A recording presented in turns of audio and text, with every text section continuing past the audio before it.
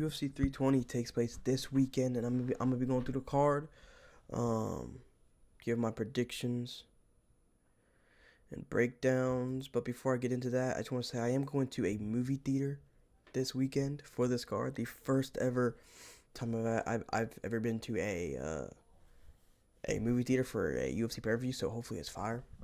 Second, I think I am getting a little sick. My nose is itchy and I keep sneezing and coughing and stuff. So, just a heads up for if I do it in this video. But yeah, let's start straight away with Veronica Hardy versus Brogan Walker. I got Veronica Hardy here, man. Veronica Hardy is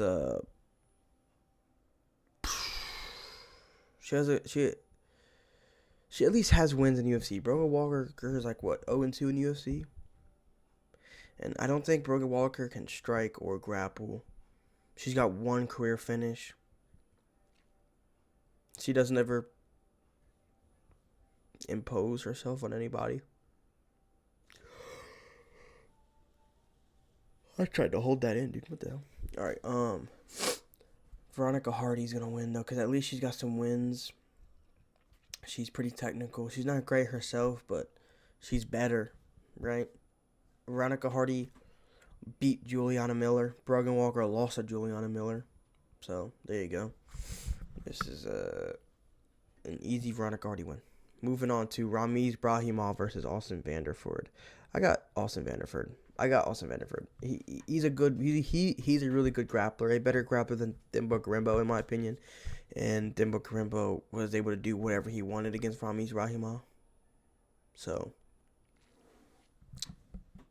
I know Ramiz has like 11 submissions. I keep trying to yawn. Why am I yawning, bro? Ramiz Brahimov. I know he's got 11 submissions, so he is dangerous on the ground, but they're not like crazy off his back submissions. So I feel like Austin Vanderford should be safe here to do whatever he wants. And when he fought, when Austin Vanderford made his UFC debut against what's his name, Veretennikov, he took down like 4 days' notice and did absolutely whatever he wanted to him. I know he's not great, but you know it's still impressive to do on 4 days' notice. You know. So, I'm going to go with Austin Vanderford by ground and pound TKO. Moving on to Punali Soriano versus Nikolay Veretennikov. That's who I was just talking about. I got Soriano, man. I don't think Veretennikov is good, man. I just don't. And at least Soriano, like when you ask, like if you were to ask me what about Veretenikov's game stands out to you, I'd say absolutely nothing at all.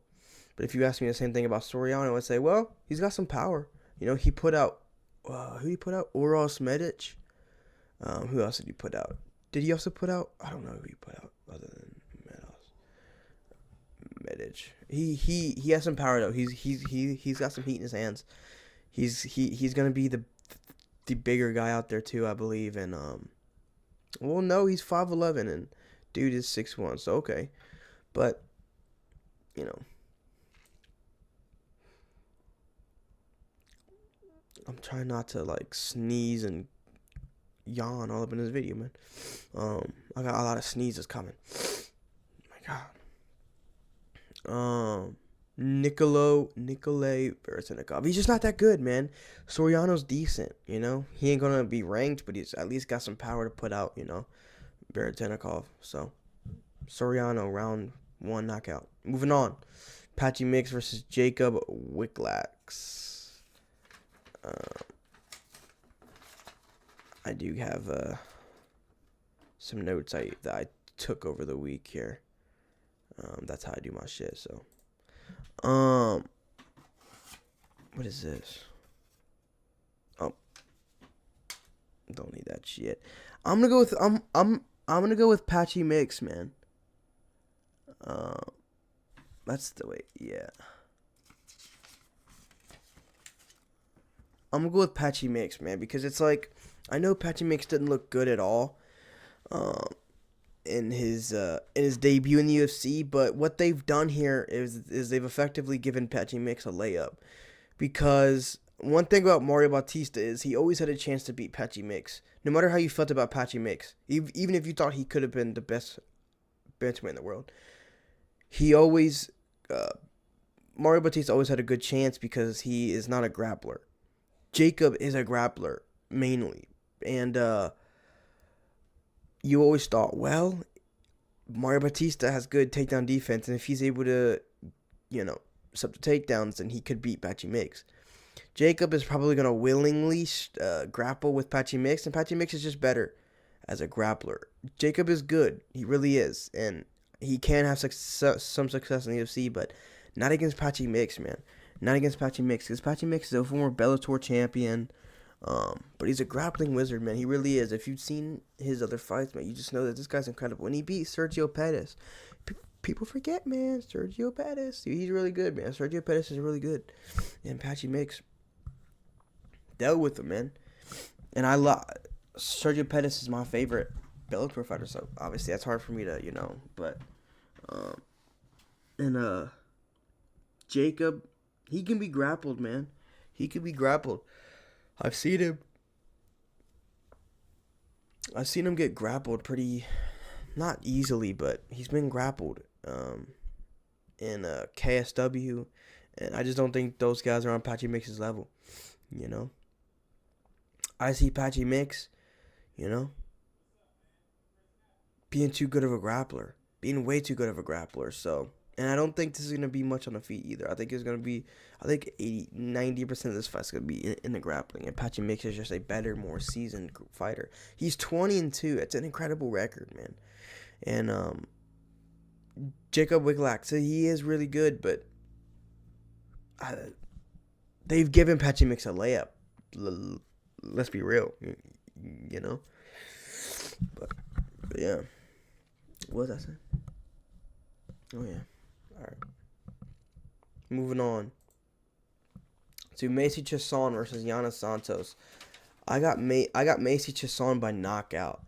Macy Chiasson. Oh, let me get my camera back up here. I don't know where my camera went. Oh yeah, Macy Chiasson. Both of these women got TKO'd by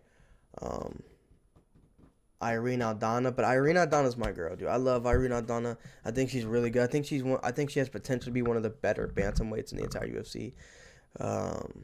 So yeah, I don't really think that's too bad to get knocked out by Irene Aldana, though. But if we're being real here, Macy Chiasson beat who did Macy Chiasson beat? Mayra Bueno Silva is who she just beat, and that's a pretty good win in this division, right? She just fought for a title not too long ago. She's been at the top. She, beat Holly Holm. Macy Chiasson beat her and beat her up badly as well. She did much better against Irene Aldana. Irene Aldana knocked out Yana Santos in the first round. Macy Chiasson went 3 rounds before getting knocked out, with a crazy never seen before and likely never seen again kind of KO as well. So yeah, and Macy Chiasson is just fought much better competition as well. But one thing about Yana Santos, though, I do want to say, if they clinch a lot, I think Yana Santos' way to win is by clinching, man. Because I don't know if you guys watched enough Yana Santos, but dude, whenever her and her opponents get into a clinch, like the break off the clinch, Yana Santos is so nasty. When the clinch breaks, she'll throw elbows and kicks. Like she'll throw an elbow or two in the clinch to break it up, and then once they're separated, she'll throw a high kick. Some nasty clinch work Yana Santos has. So if I'm her, dude, I'm clinching all night long, blasting my elbows and my high kicks off the break. But I think that everywhere else, Macy Chiasson is better, and she's bigger, she's stronger, she's got better striking, she's got more power, she's even got the grappling edge. And Yana Santos does have a tendency to throw spinning stuff that usually doesn't land, so I think Macy Chiasson can also take advantage of that, you know. But I got Mace just on by TKO, man. I think she's just better. I see her going in there and TKOing her, bro. Second round. Moving on to the prelims. Daniel Santos versus Ju Sang Yu. I got Ju Sang Yu, man. I got Ju Sang Yu. Ju Sang Yu is incredibly clean. He's such a clean striker. He can grapple too as well. And his last fight against Jekasarigi, a punch cannot be cleaner. You will never see a cleaner punch in MMA history. Because that is as clean as any punch can get. Jekasarigi broke the distance by throwing a punch. Ju Sang Yu stepped just out of range for the punch to just whiff him, and then a short hook to just KO him clean. I mean, it can't get better. And I know that Daniel Santos isn't Jekasarigi, and yes, he is better. But Daniel Santos he's fragile, man. He can get dropped easily. And who did he just get? Like, he got bitched by somebody. I mean, I can look at it right here. Who was it that was bitching Daniel Santos? Daniel did win the fight. Don't get me wrong. He did win the fight. But I watched Castaneda versus Santos. Dude, if you watch that fight, dude, you see the amount of times that Daniel Santos is so easily catchable. He's so catchable on the feet. He's so open for strikes, and he gets dropped way too easily. And I know he beat Castaneda, but Ju Sang Yu is way better than Castaneda, I think. You know? Ju Sang Yu is way too clean on the feet for someone like Daniel Santos, who gets dropped way too easily. And I don't see Daniel Santos being able to grapple and finish Ju Sang Yu on the ground either. I think Ju Sang Yu is a very well-rounded fighter, and I really like his game. He's called Zombie Jr. for a reason. And I think this is going to be the best Korean prospect that the sport has seen in so long. So I am very high on the Ju Sang Yu train, especially since I don't know if you guys seen my my prediction video for the fight card that Ju Sang Yu was fighting Jekasarigi, but I actually said that Ju Sang Yu would knock him out in under a minute. So he proved me right in such a good way that I feel like I gotta be on the bandwagon now. You know what I'm saying? Daniel Santos is good, but he's not. So Ju Sang Yu by round 1 knockout. Not as quick as he did Jekka though, but I think it'll be another round 1 knockout for Ju Sang Yu. Moving on to Chris Gutierrez. And if I'm being honest, I was not impressed by Daniel Santos' last fight against that other South Korean prospect, because that dude's not good. So moving on to Chris Gutierrez versus Farid Basharat.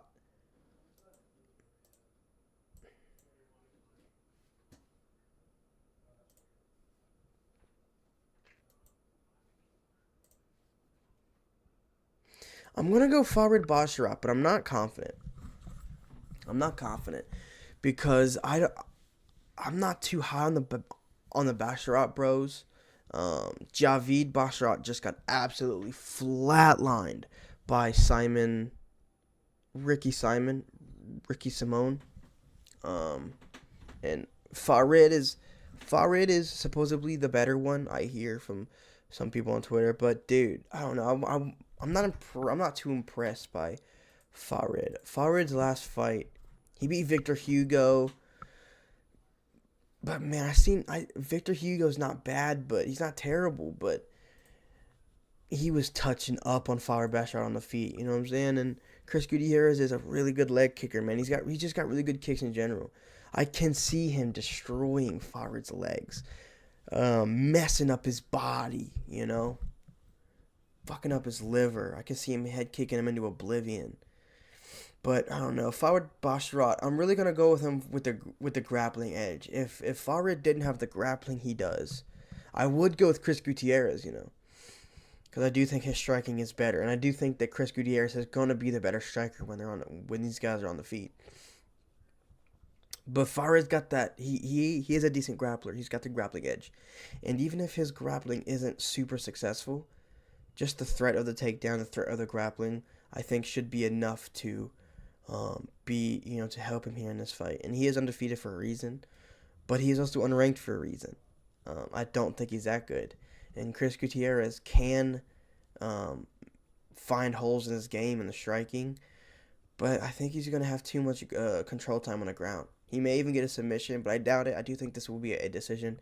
Forward Basharat by split decision, I'll say, because they're both better in their own areas. But typically when you get a guy who's better in the grappling, typically they win. So, Forward Basharat by split decision using grappling. Moving on to Edmen Shahbazyan versus Andre Muniz. I don't have to spend much time here. Edmen Shahbazyan's going to knock him out. Andre Muniz isn't terrible. He's a good grappler, but,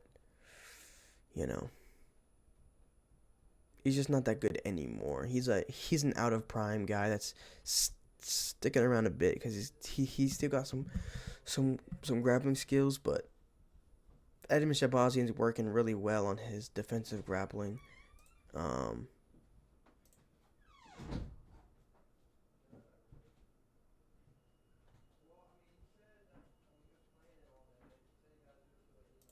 Okay, I thought I heard something. I was just checking.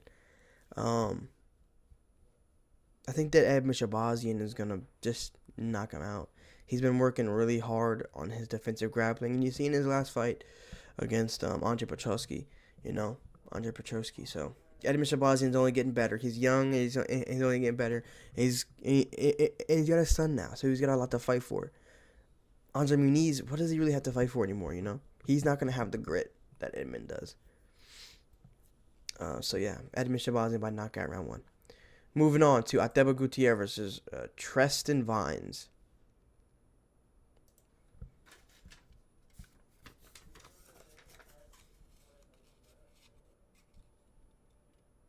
I was going to take notes about Tristan Vines. When he stepped in, I was like, you know what? Let me put his name down. Let me watch some fights. I'll take some notes. We'll see what he's about. But then I went on Twitter and I seen like 3 different videos of him getting KO'd brutally by like 3 different guys. I'm thinking, okay. And these were recent? All right. I don't need to do anything. Ateba Gutierrez is going to just go in there and knock him out because I think Ateba Gutierrez is really good. I think he's got potential to be one of the best middleweights on earth. But maybe I'm overhyping him too early, but we'll see. But I think he can get past Tristan Vines. This guy that's been KO'd recently like 3 times by 3 different people. 3 guys who are not Ateba Gutierrez level. So, Ateba Gutierrez round 1 knockout. I mean, that's all I got for this fight. That's all I got. Moving on to Abus Magomedov versus Joe Pyfer. Joe Pyfer's kind of a cunt, isn't he? I don't think YouTube likes that word, but I don't get paid anyway, so fuck it. I like Joe Pyfer, but man, he's like Joe Pyfer's like a bitter asshole. He just seems bitter about everything. But I'm taking Joe Pyfer, man. I'm taking Joe Pyfer. I think Joe Pyfer's just better. Abus Magomedov is okay at best, but he's got his cardio's not great. Even though it has looked a bit better recently, it's not great. But he can be KO'd, man, and I think Joe Pyfer's got the one underrated thing, very underrated thing about Joe Pyfer is his ground game, man. He's a very strong grappler, and I don't see Abus Magomedov taking him down and submitting him. At least not, in time before he gasses out. And Joe Pyfer is a much better striker here, stronger. He has very limited striking, though. Abus Magomedov, I guess he has a bit more diversity to his striking game, but what he does isn't as powerful or as effective as the little things that Joe Pyfer does do. But, yeah, I think Joe Pyfer's going to beat him up, dude.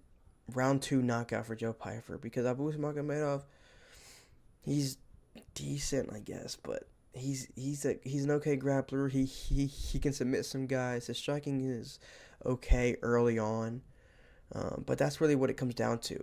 He ain't gonna be able to finish Joe Pyfer early on, and when he doesn't finish people early on, he kind of does tend to kind of slow down. So, and then that's when Joe Pyfer will take over if he doesn't do it in the beginning. But Joe Pyfer will win by knockout. Joe Pyfer submitted. Wait, who did he submit? Was it Abdul Razak Al Hassan? That's not too good. Beat up on Kevin Gastelum. Dropped. Listen, he dropped Kelvin Gastelum twice. Was it? I think.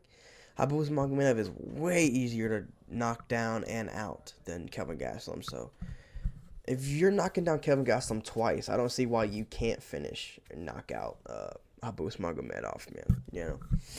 So yeah. Who did Abus beat in his last fight? Michel Pereira. Get the fuck out of here, dude. Before that, who was it? Michel Pereira. Michel Pereira is fucking dog shit.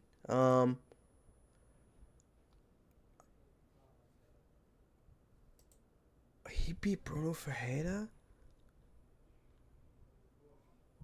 I would have taken Bruno Ferreira to win. I probably did take him to win when that fight happened. Damn. That's okay. That's impressive. That's impressive. But Joe Pyfer is better than Bruno Ferreira, so.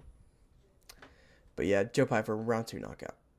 Josh Emmett versus Youssef Zalal. I'm gonna go with Youssef Zalal, man. I really like Josh Emmett, and I really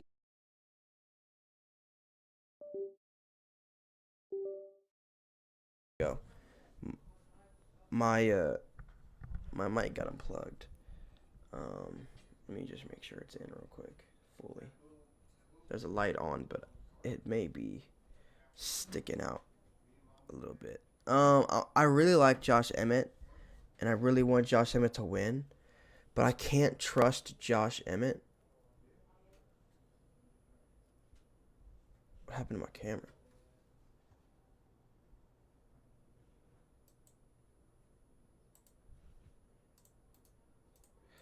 Okay, my camera's out.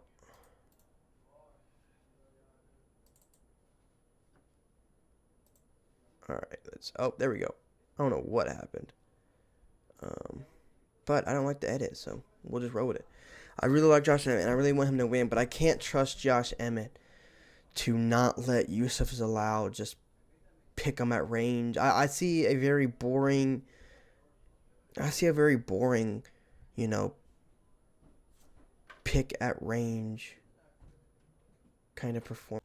Okay, I got interrupted, so I'm gonna have to edit anyway. I'm still gonna leave out. I'm still leaving that last part.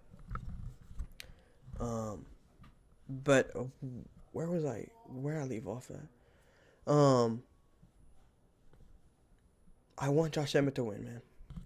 I want Josh Emmett to win really bad, but I can't trust him. Youssef Zalal is really good at doing absolutely fucking nothing and being at range and just picking at people and then being out of range after he picks at him every now and then. You know? And Josh Emmett, I feel like he doesn't have the capabilities to stop that. Youssef Zalal was also a pretty decent grappler. So I don't see Josh Emmett being able to put on a grappling clinic here. And on the feet, Josh Emmett's powerful, but he's slow. So Youssef Zalal, I can just see him doing whatever he wants on the feet, you know? Jab here, jab there, out of range. Jab here, out of range. Jab, out of range. I could just see him doing that for fucking 15 straight minutes, you know? And he's 5'10 to Josh's 5'6", 72-inch reach to Josh's 70-inch reach. He's just got the length here to do what he wants to do, which is absolutely nothing. If there's going to be a finish, though, there's a 100% chance it's a Josh Emmett finish. But I don't see a finish here because Youssef Zalal is going to do everything in his power to not fight and be out of range of everything. So I'm not a fan of Youssef Zalal, man. I don't like that fight style. I get it. It's effective. It wins fights. I get it, right? But it doesn't mean I got to enjoy it, which I don't, you know? So, yeah.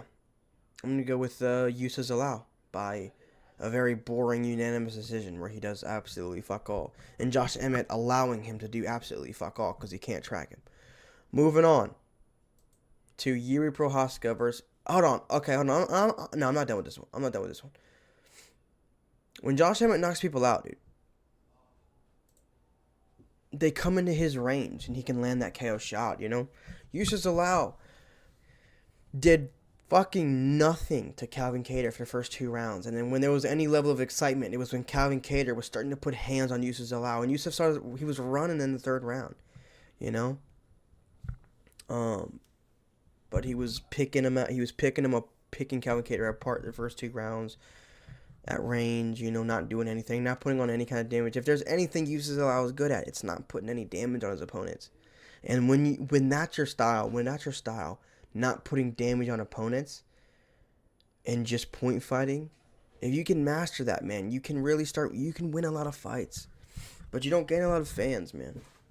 Other than those fans that, I don't know, man. I don't know. But Yusuf Zalal's boring. But what he does it effectively, and it wins him fights.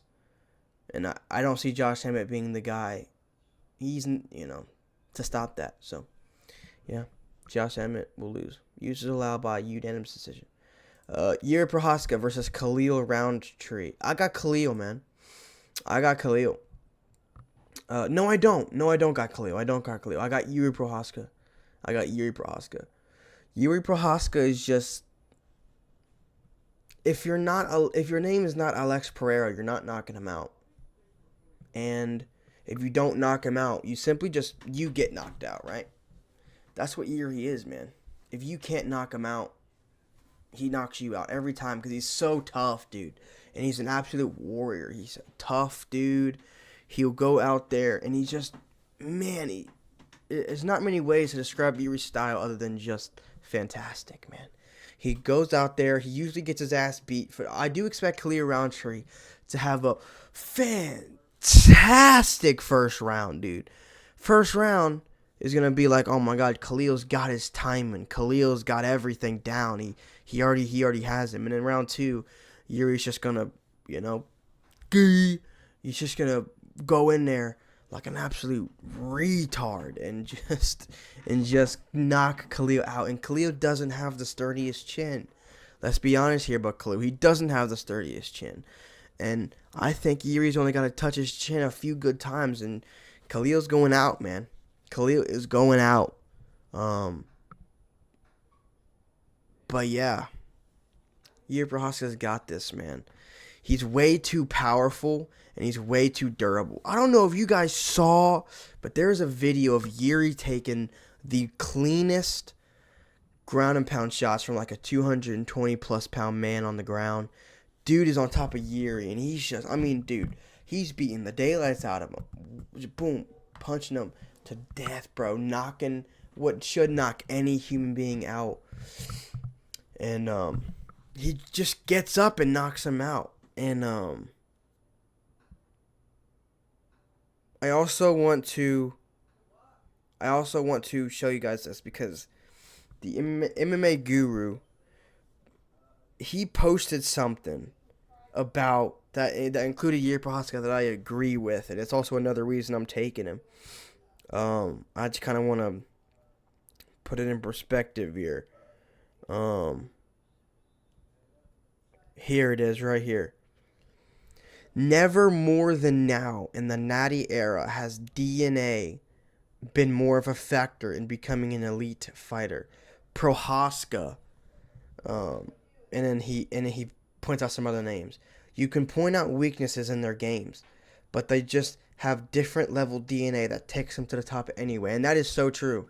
Yuri Prohaska just has different DNA. He's a different kind of human being. Khalil Roundtree is not. Khalil Roundtree has a very tough mental state, though. I don't know if you guys seen what he went from a very, very obese man to what he is now in great shape. Khalil is just a different level human being, man. He's got different DNA, and he's an absolute warrior, man. And it's in his DNA. Combat, it's just in his DNA. And if you're not Alex Pereira, I just don't see you beating Yuri Prohaska. It's just what it is. You can be as better than Yuri as you want to be. It just doesn't matter. If you're not Alex Pereira, you're not knocking him out. And if you don't knock him out, he's knocking you out. That's just what it is in this game with Yuri Prochazka. He's way too powerful. He's got some of the best power in his hands. Way too durable, and he's way too athletic, and he's just... Yuri just goes out there and he just does him, and he wins because of it. I don't see Yuri knocking out Yuri Prochazka. I don't see Khalil knocking out Yuri Prochazka, and I don't see Khalil for 3 rounds avoiding the knockout from Yuri. That's just what it is, man. I got Yuri Prochazka by knockout, round 2, man. Round 2. That's all it's going to take him, bro. 2 rounds. And I like Khalil, but, man, he's finished, bro. He's finished. Yuri Prochazka's got it, man. And I think Yuri Prochazka's going to fight for a title once again. Moving on to the co-main event of the evening, Merab Dvalishvili versus Corey Sandhagen. I got Merab, dude. I got Merab. I think he's improving. I think Merab is improving, and that is a scary thing to say. I think he's improving in a submission game. You know? I get he only just submitted Sean O'Malley, but you could just tell he's been working on it. And even if he's had it because he's a grappler, a really good grappler. So he's just got the submissions anyway, most likely. And he works with Aljamain Sterling, a Brazilian jiu-jitsu master. And he's got cardio for days. I see the same problem for Corey Sandhagen that I see for everybody else. He's going to tire at the pace of Merab. I know Corey has never tired, but Petr Yan has never tired as well before fighting Merab. Umar Nurmagomedov has never tired before fighting Merab. Merab brings human out of you. That's just what it is. When you fight Merab, he has other inhumane cardio, and he uses that to his advantage, and he makes you tired. I don't see Corey also having inhumane cardio. And also, one thing about Corey Sandhagen is he's not vicious enough. You have to be vicious to beat Merab, because to beat Merab, I think you got to knock him out early. And I think you got to have a viciousness about you. Corey Sandhagen, one of his problems is that he tries to be too technical, you know? In the grappling, he tries to be too technical. He tries to get up the right way. He tries to Granby roll. He tries to reverse. He tries to, he tries to do everything the right way technically. When sometimes you just need to be vicious. You need to be devastating. You have to throw, in the clinch. If you get up from a Merab takedown and you're in the clinch, I see Corey Sandhagen trying to win the battle of the underhooks. When in reality, you should try to break away and try to land a fight-changing or fight-ending shot off the break, like a nasty hook or something, or a spinning elbow. Corey ain't going to throw that. He might throw a flying knee, but that's it. He's going to be battling for the underhooks. He's going to be battling for positions when you should be trying to take Merab's chin, because you're not going to beat him in a battle of positions. And Corey's going to try to win this fight the right way in a strategic battle. And you ain't going to beat Merab at that. You have to be nasty. That's why I think the guy to beat Merab is going to be like a Song Yadong. Someone who is going to put the mustard on him any chance he gets. He's going to throw fight-ending hooks every time they enter the clinch. Corey's a technical MMA fighter, and those kind of guys won't beat Merab.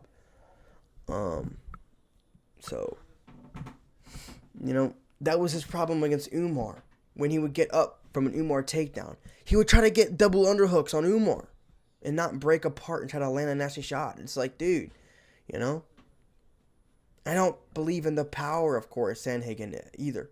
So, yeah, Corey Sandhagen's going to lose, man. I think he's actually going to get finished here. I do see Merab getting some finishes. I'm going to go with Merab by submission. Corey is submittable. He was submitted very early on by Aljamain Sterling. And Aljamain Sterling is in Merab's camp. He's going to be telling him pointers.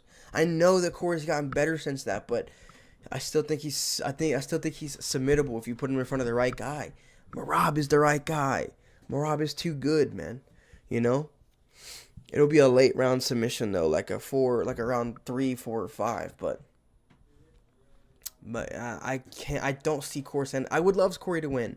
I think Corey winning would be great, but Merab is the guy in this division, and I see him breaking records in this division. So So yeah, Merab, you're safe until Song Yadong gets there. But yeah, I can't see Corey winning it, man. I can't see him winning it. Merab by round 4 submission. Moving on to the main event of the evening. Magomed Ankalaev versus Alex Poatan Pereira.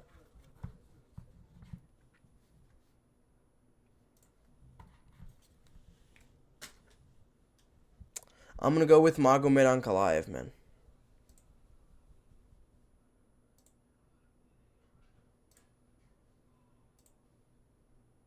I want to go with Alex Pereira so bad.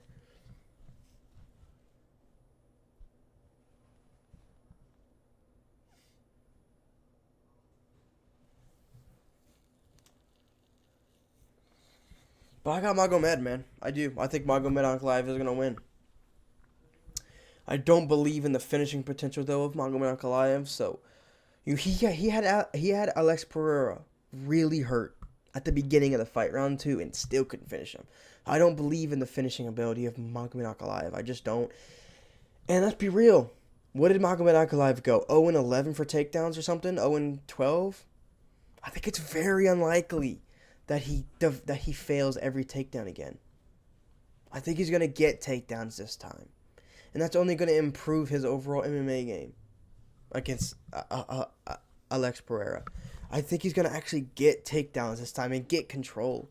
So not only is that going to leave less time for Pereira to win rounds, but it's just going to dehumanize Pereira again more and more. It's going to dehumanize him, man.